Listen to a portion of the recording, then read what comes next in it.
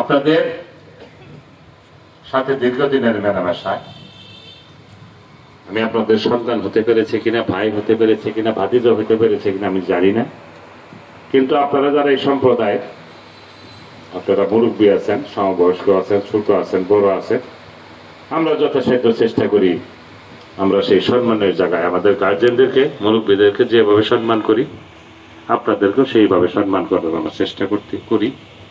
অনেক সময় হয়তো বা পারি না, অনেক ঘাটতি হয়ে যায়, এই কারণের জন্য আমরা ক্ষমা সুন্দর দৃষ্টিতে দেখার অনুরোধ জানাচ্ছি।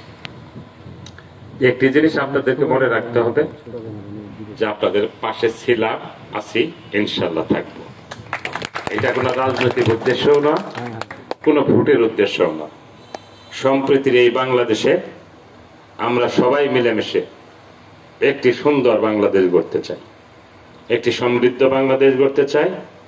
31 দফার ভিত্তিতে আমাদের নেতা জনাব বিএনপির ভারপ্রাপ্ত চেয়ারম্যান জনাব তারেক রহমান যে 31 দফা উনি আমাদেরকে 23 সালে দিয়েছেন, আমরা মানুষের মধ্যে প্রচার করছি এবং সবার কাছে এই 31 দফাটি গ্রহণযোগ্য হয়েছে।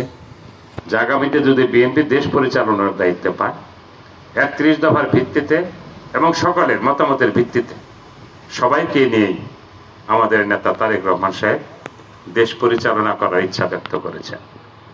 ভোটের যে বিষয়টি আছে সেটা একান্তই আপনাদের বিষয়।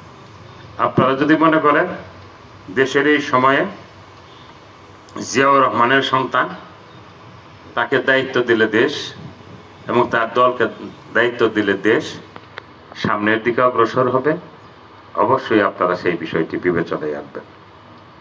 দুই একটি ঘটনাকে তুলে ধরে আমাদের বিরোধী পক্ষ মানুষকে বিভ্রান্ত